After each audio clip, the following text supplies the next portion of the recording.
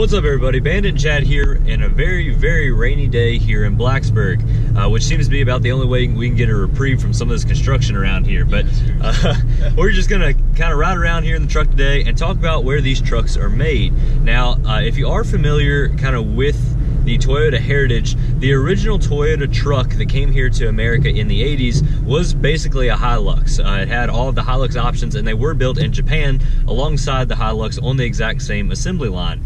However, when the Hilux became a huge success, Toyota kind of went a different route and gave us an exclusive truck here for the United States, which is the Tacoma. Now, the Tacoma is sold in Canada and here, and that's pretty much it, whereas the rest of the world gets the Hilux.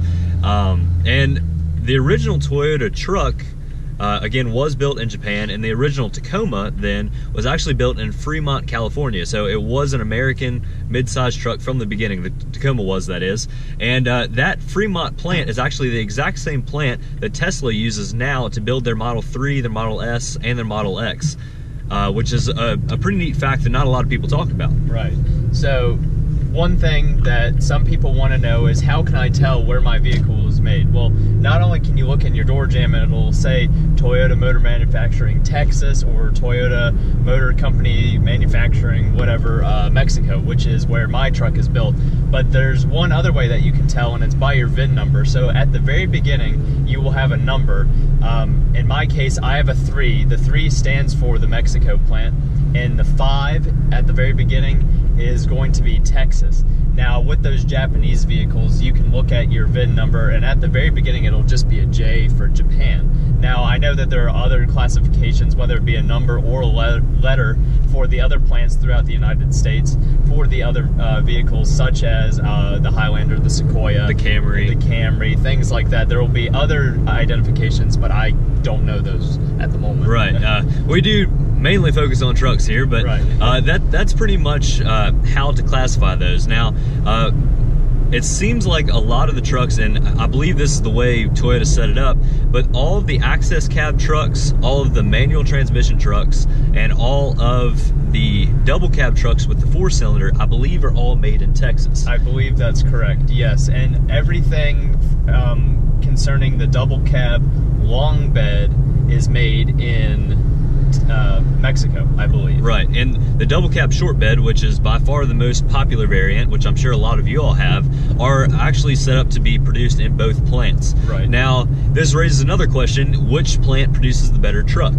And really, there's no correlation. I mean, all of Toyota's manufacturing is fully mechanized and has been for a really long time, and you know, there's really no difference between the production. You know, they're both state-of-the-art facilities. They both use a lot of the same practices, and I would feel comfortable driving a truck in either one. And like we said before, my truck is a Texas truck. Chad's is a Mexico truck. We're getting pretty close to the same mileage, it looks like, right. And neither one of us have had really any major issues. So I would feel comfortable buying either truck, and I think you should be fine either way you go. Right. So there is one other thing that people don't know. It's kind of a small fact, but Mexico actually supplies the truck beds for both plants. They manufacture them, assemble them, and ship them out from there. So if you're made in Mexico, your bed is going to be slapped on right there. And then if you have your truck made in Texas, it will be shipped in from the Mexico plant. So there are just kind of different things that are all what people would think would be all over the place, but Toyota has a really good manufacturing process, and we're just very confident that, like he said, no matter where your truck comes from, it'll be a decent truck. That's exactly right. So in terms of news and other stuff that's going on with us for right now, I was driving the Land Cruiser. I've been driving the Land Cruiser a good bit to school, just trying to get all the bugs worked out and making sure everything's working all right. And I ran out of gas yet again. So I think we'll be having to assess that fuel gauge issue pretty soon, and I really don't like running out of gas on the interstate. I've learned that and confirmed that a couple times now. And with other news, now that we're back in school and everything's getting ramped up, we are back in the off-road club and everything else down here at Virginia Tech.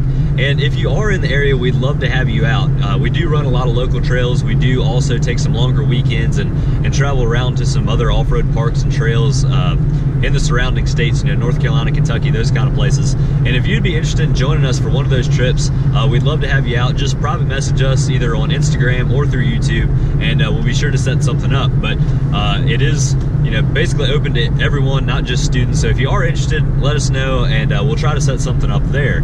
Also, for news around the industry this week, it is running a little low. There are a lot of auto shows about to come up, and everyone's trying to keep the last bit of their 2018 information kind of under wraps until those vehicles come out.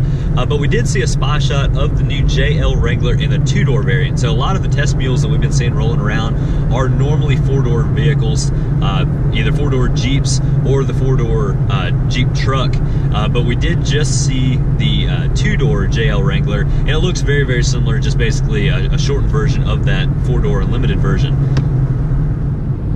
So for a little piece of Ford news that's pretty exciting, Ford has shown through the use of the internet and social media what they're calling the Ranger Raptor. Now, obviously this could be a small version of the Ford Raptor, but what we're seeing is that this is going to be something that's going to be in the Australian markets and the United States market.